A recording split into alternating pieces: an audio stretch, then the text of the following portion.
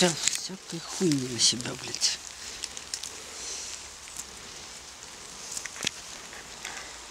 Ну что?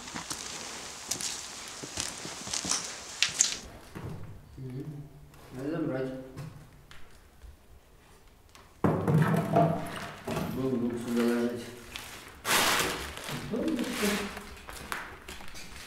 Да, вторая. И поднос. Огромный какой-то.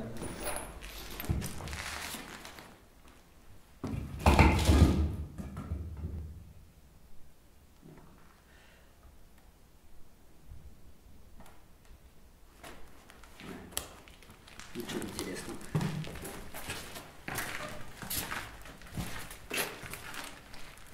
Ничего.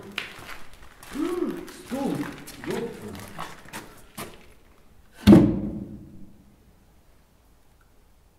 Ладно, потом приду заберу. Но не мешает. О! Вот она! А я их ищу. Твою мать.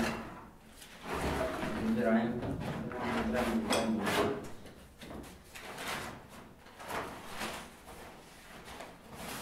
Пускай будет.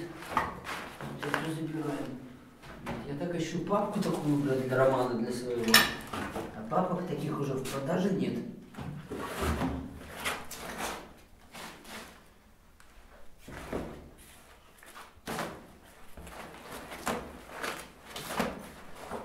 Ну, цельные, бля, почистить эти хуйни, блядь. И тюньки, папки, фарш. Ну, ладно, корректором намажем. Ничего нету.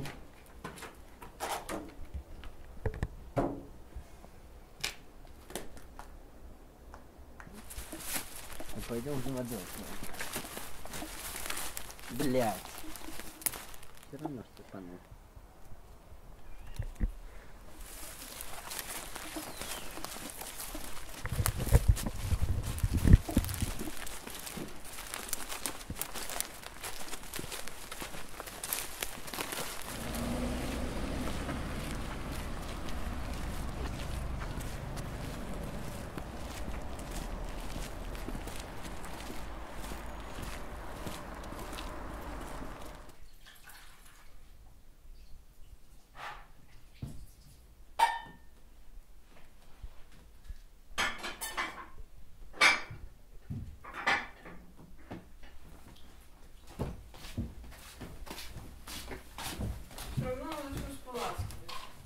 Я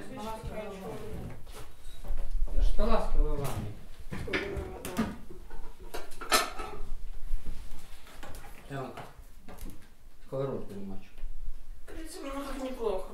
Живем, спасибо Эльвире и людям, что нам тут обстановку, мебель полностью все принесли. И еду, и все. Муня. Все, что я помыла, немножко да, пополосни. Слышишь? Все, что я помыла, досточки, все. Досточки не надо, досточки хотя так, бы... кружки. Не, ну все равно, Кружки, сполосни. Хотя бы для гостей сполосни. Ладно уж мы так, абы как, ну... Доски не надо полоскать, они же стекают. Кружки, потому что Всё в них равно собираются у тарелки. меня же это самое средство тут было насыпано. Ну так а доски зачем? потому что на них резать будем, тоже сполоснуть надо. Не знаю, я доски не понимаю. Это ж доски. Ну какая разница, все равно же нет средства остается. Да, ты стираешь его. Кружки, да, там собирается сверху, тарелки, да.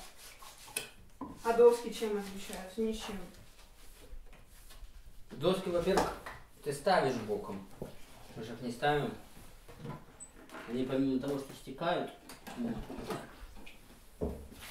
кружки, да, полосну, тарелки. Доски не надо полоскать.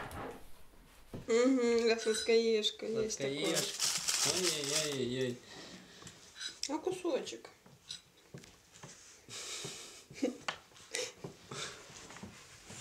Это с моей фигурой со сладким надо быть осторожным. Он после родов 10 килограмм почти прибавил. Что стало с гормонами тоже.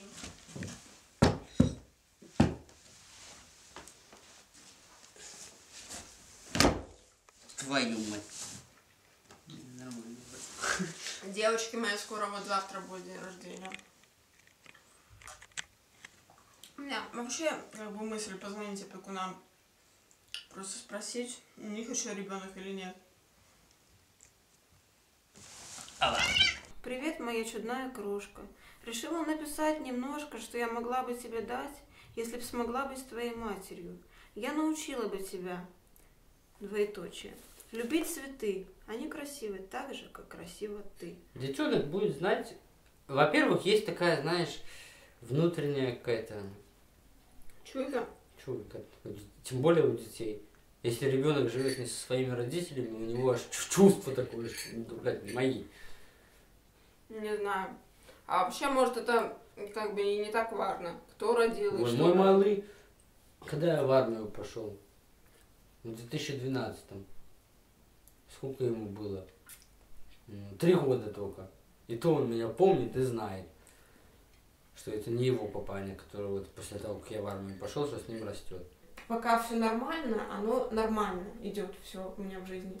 А когда вот какой-то стресс, когда какое-то вот нежелательное событие происходит в жизни, или куда-то я вот влезаю в какую-то яму, то вот начинается вот это вот обострение. Ну, это, наверное, по сути и все равно как бы шизофрения, хотя в подростковом возрасте, когда вот мне сразу поставили эту шизофрению, мне ее хотели снять вообще и списать все ну, вот на подростковые вот эти вот, на переходный возраст, короче говоря. Но тут вмешался Андрей и заявил Генке и Веронике, что они слишком много хотят от девчонки, которая еще совсем недавно была примерной доченькой своих родителей. А мать, не знаю, подписывала ли она какие-то бумаги, но она отказалась просто ребенка забирать. А отец вообще был не в курсе. Он знал, что я беременная, но этим вообще вопросом не интересовался, закрыл на него глаза. Даже вот было такое, что отец приехал с командировки, он нас с Володей застал, так сказать, чуть ли там не в интимный момент, и там вообще отец не понимал, говорит, что ты нашла в этом алкаше. Ну, сейчас я понимаю, что родители, в принципе, частично, даже большей частью они были правы, но я вот все-таки знаю, чего я в нем нашла. Я знаю, он не полюбит. Я знаю, он нас предаст. Больших чудес не бывает. Подонок и ловелас. В столовой тянет он пиво, толкает пламенная речь. Две жизни как одеяло, он вдруг посмеет рассечь. А в голове все никак не успокоится вред. Меня увозят спецрейсом, карета наших карет. Он бандит и самец, и больше ничто, и никогда ее не поймет. Ах, вот как, понимание тебе захотелось, усмехалась вторая ее половина. Сочувствие? Что ты хочешь от не слишком грамотного парня, когда тебя отец-то собственно не понимает? Хотя вроде бы умный человек, родной, тем более не просто отец. Он был недавно кем-то вроде лучшей подруги, лучшего друга. А потом, понимает он тебя, да? Меня родители вообще от Германа забрали вот, и просто на лето отправили в эту поездку. Я даже еще не знала, что вот я уже тогда поехала в эту поездку, я уже была беременна, я просто об этом не знала. Но рано или поздно снова возражала она себе. Дети с родителями расстаются, такой уж закон. Неважно, как они расстаются. Кто-то умирает, кто-то расходится, но с родителями всю жизнь прожить все равно никак не получится. А тут человек, который будет с тобой всю жизнь, так ведь? Ведь он ни с чем не посчитался, защищая тебя, и будет идти с тобой по жизни рука об руку всегда. И он меня спросил, он очень хорошо вообще говорил по-русски, он спросил: Юля, чего ты такая грустная? И мне вот как бы захотелось сказать, ну как бы, что ты мне вот настолько не безразличен, ты мне настолько нравишься, и чтобы никто не услышал что-то такое, вот думаю, ну нельзя, что мы при всех вот так вот. И я сказала: Ich hat mich in dich verliebt. То есть, типа вот как в переводе на русский, я себя в тебя там влюбила или что-то в этом роде, как бы такое. Правда, он ни разу мне не написал, я ему пыталась писать, он мне не ответил. Вот, и высокий такой был, с хвостом, с длинными волосами, то есть он был очень сильно похож на девушку. Я твой бизнес-кейс, я твой Кадиллак, я музыка, у которой понравился такт. Разбитая чашка, осколки от блюдца, когда твои дети подушками бьются. Я нежный твой ангел в пугающей тьме. Я бункер в страшной жестокой войне. И ярость твоя, и экстаз, и улыбка. В чужом языке смешная ошибка. Влечение, счастье, усталость и боль, что ты унесешь отсюда с собой. Твои расставания, встречи, рассветы, закаты. И радость твоя, когда станешь ты папой. Я стала младенцем, чтоб счастье познать. Когда будешь ванну меня-то купать?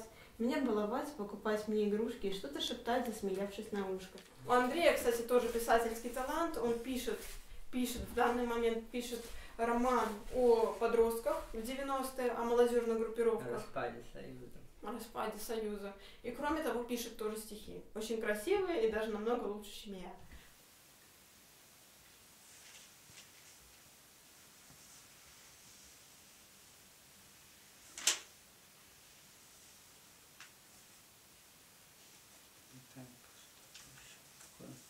Интересно.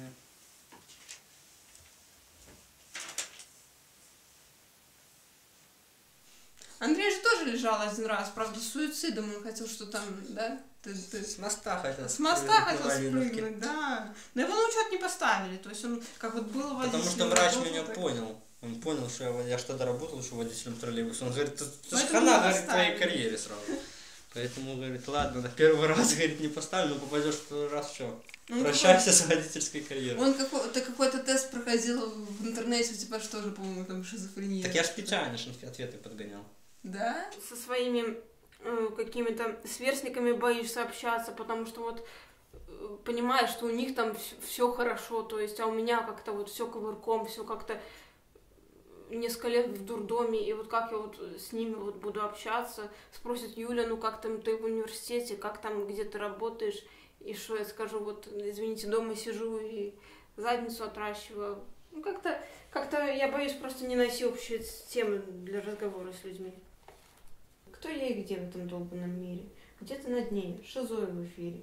Голову расколет чахоточный бред. В нем я не я, меня просто нет. Чем-то похож он на мир наркомана. Ты выпадаешь с реальности, для этого много не надо. Там я ребенок и жаркая муза. Там все легко. Вот Каруза вот не помню. Ну, я написала словно в фильме Каруза. По-моему, Каруза это художник. Ну, много же известных людей болело шизофренией. Даже вот Мерлин Монро. Потом кто это? Булгаков. Булгакову ставили, разве ему ставили? Достоевский, да. Булгакову поставили, когда он на морфии потел, ему поставили шизофрению. Достоевский, да. Ну, конечно, у нее шизофрения, да. На консилиуме каком-нибудь врачебном сядут в круг и будут обсуждать. Что ж хотела все же эта женщина миру обозленному сказать. И мою историю болезни в пыльно с крысами архив сдадут. У меня одно лишь пожелание, чтобы мой заляпанный двухтомник прочитал далекий верный друг. Чтобы все они образовали дружеский читательский кружок. Чтобы я жила в ваших сердцах, самый главный жизненный шажок. Знаешь, как прикольно смотреть, как психи танцуют, веселятся, когда я играю, а все там поют, сидят, так как вороны. Особенно понаведут этих, которые, знаешь, ну, вообще, которые не вот такие вот. Прикольно так наблюдать. Ой. У нас везде в закрытых отделениях для женщин шизофреников лежало. Тоже интересно. Ну, тоже с выводом отделения. Выводили что? Ну, выводили, но чаще всего... У нас тоже суицидальная закрытая была. У меня просто был свободный выход, мне врач подписал. Как всегда на холодной кухне, где темнее всего квартира, где любая свеча потухнет, я люблю тебя больше мира.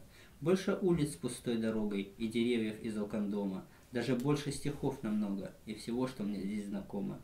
Потому что нет в мире вещи с незнакомыми мне чертами. Я считаю бесчетность трещин, пролегающих между нами. Я останусь стоять на месте, горизонт раздирая взглядом. Кто захочет со мной быть вместе, никогда не сумеет рядом. Как всегда, на холодной кухне и с остывшим невкусным чаем, где включается свет и тухнет, отчего до сих пор не знаю. Я сюда прихожу лишь ночью, чтобы снова откнуться в плечи и услышать, что очень-очень, и что это продлится вечно. Ну, мужчины меня часто воспринимали просто как объект для постели такой. Причем нормальные мужчины, то есть не инвалиды, ничего, но тоже с каким-то вот своим заскоком таким всем были. Часто, практически всегда вот попадались мужчины, увлеченные каким-то алкоголем, чем-то таким. Не наркоманы, но вот именно вот, которые любили, так сказать, принять на грудь немножко, там, не сказать, чтобы совсем уже алкаши, но такие. Хороший мужчина, вот до сих пор вот я вспоминаю о нем с очень глубоким таким чувством благодарности.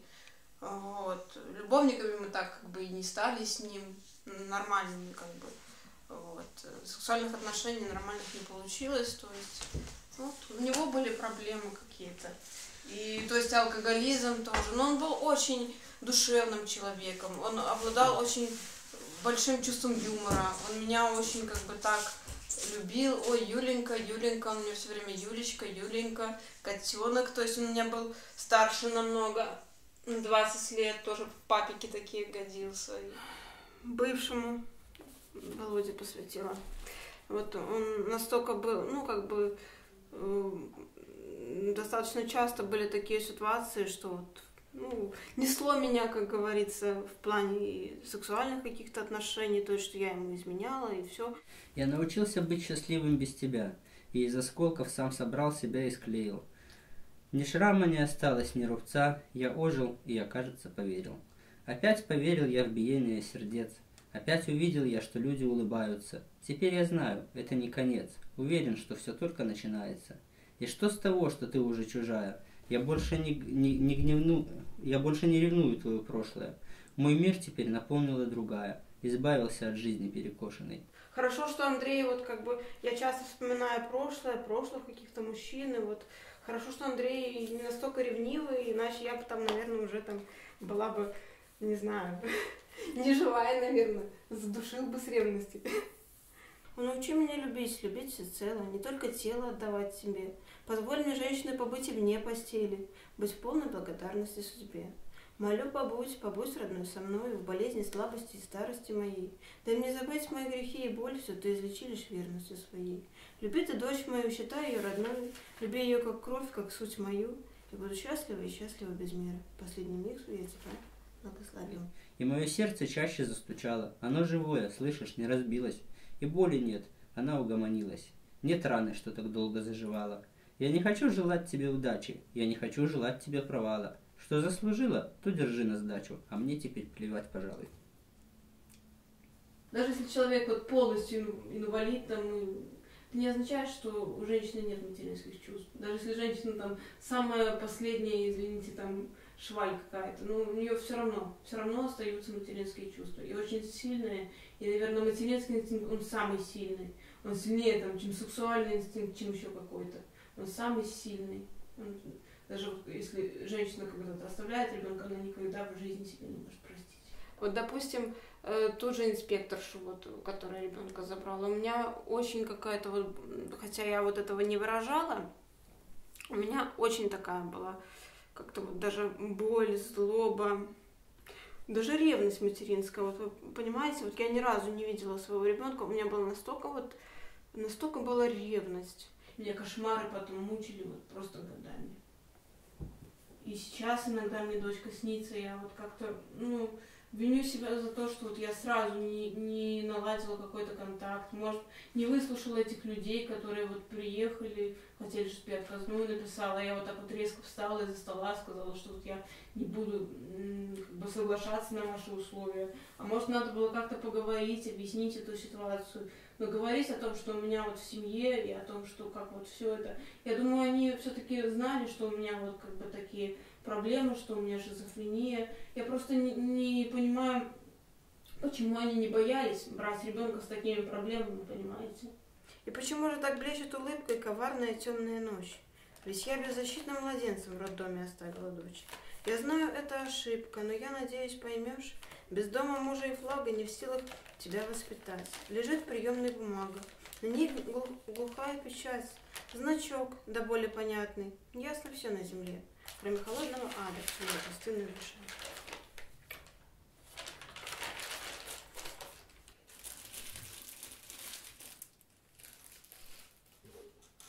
Дай мне большой пакетик. Какой пакет? Ну, вот этот, который большой, с чипсами. Согнал меня с места, учился и... Вообще Я щас... наглый. Бля, ладно, с ним, хай лежит, кошка съест потом.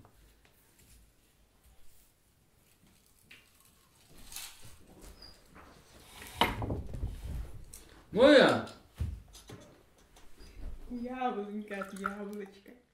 Не знаю, я чернила не пью, не надо, Лиля. Причем тут чернила? Я вообще про алкоголь.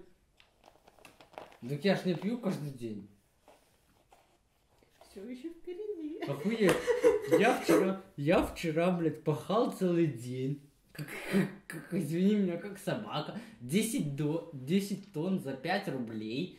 Я сначала 5 тонн сначала я загрузил.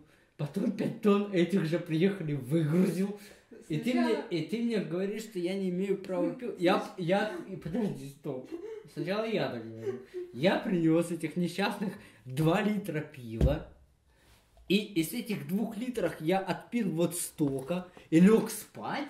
И ты считаешь, что я алкоголик? Я даже двушку не осел, я даже пол-двушки не осел. Все Во, блядь, алкоголики- от двушки я отпил Все и спать алкоголики лег. когда-то пьют по чуть-чуть. Охуеть. Ну и пиздец.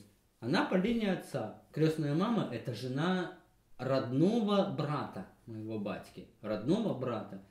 И то про меня забыла, потому что мама умерла. Мама умерла, все, нету. Потому что она моего папу, она так сказала, что он алкаш. Хотя она жена его родного брата. Его родной брат просто не пьет. Родной. Он не пьет, она с ним живет. Она так сказала, твой папа алкаш, мы к вам больше не приедем.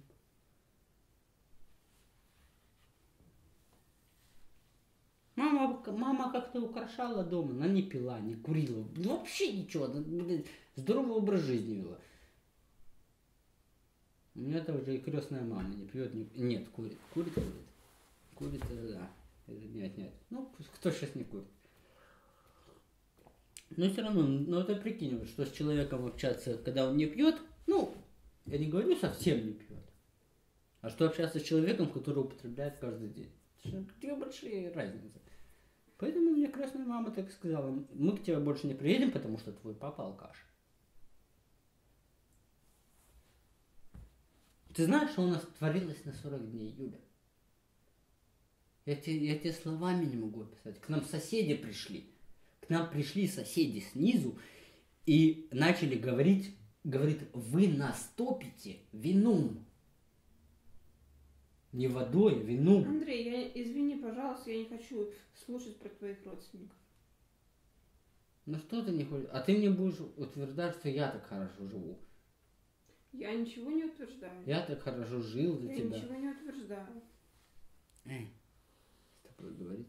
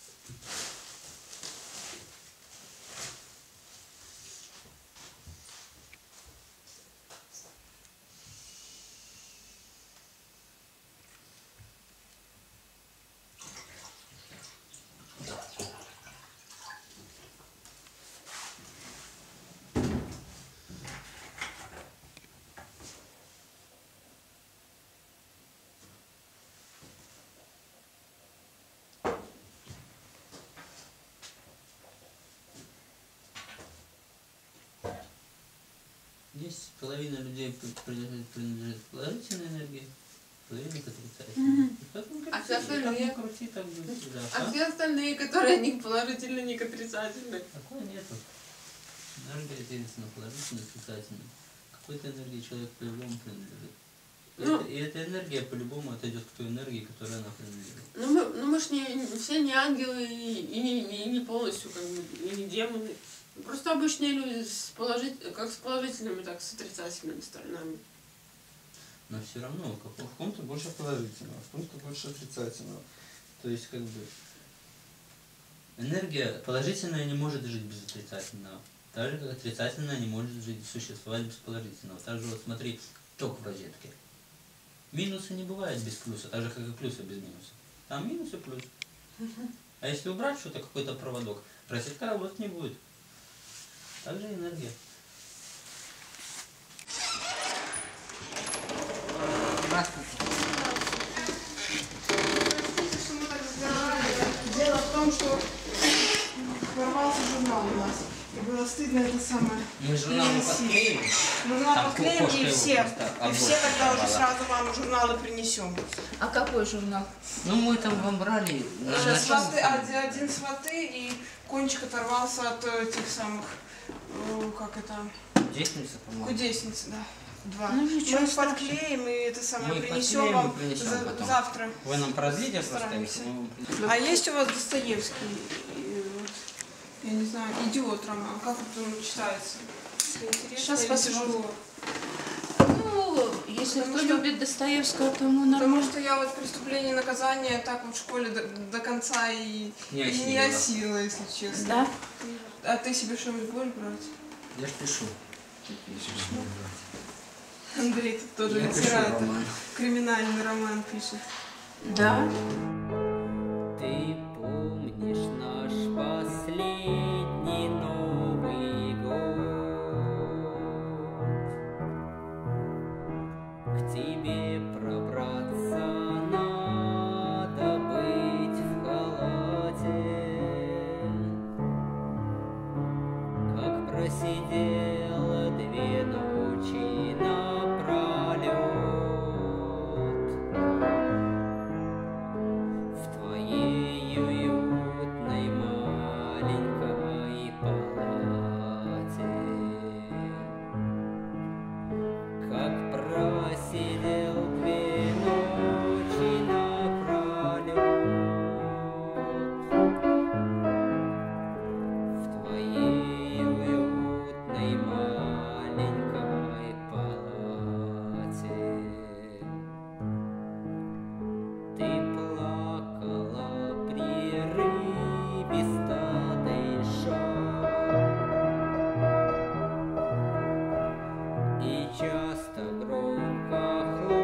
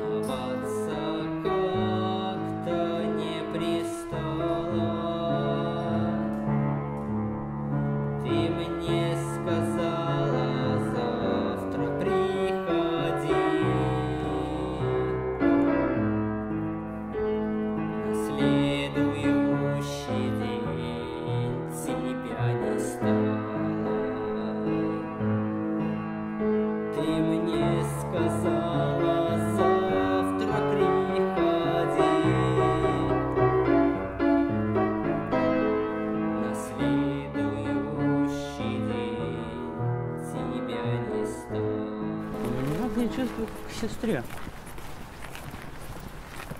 Как к сестре. У меня было 2 сестры. Одна старшая, одна младшая. Одна погибла в 99-м на Немиге. Вторая повесилась в 2006 году в возрасте 12 лет. Ну, вот как-то мне не хватает сестер. Вот.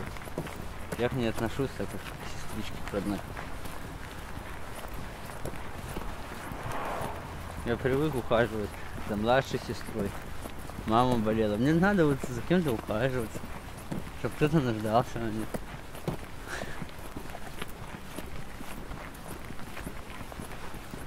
Мне, то есть, меня не напрягает ни постирать, ни убрать. Ну, то есть, меня мама всему этому с детства обучала. Всегда учила, что нельзя, чтобы груз быта лежал на женских плечах. Что надо совместно все делать. Ну, все. Ну, плюс, естественно, жалко ее. Это за жалость. Это не хорошее чувство, но все равно. Как бы сострадание какое-то. Ну вот. А так ей решать. Она уже тут несколько раз собиралась от меня уходить. Я, говорит, все, вещи собираю, ухожу. Я ее не держу, говорю, пожалуйста, ради. Я говорю, я тебя даже на вокзал провожу. А в Минске пускай тебя кто-нибудь встретит. Я говорю, на вокзал провожу, на поезд посажу, все положу. Я ж не держу. Потом передумала, говорит, не поеду.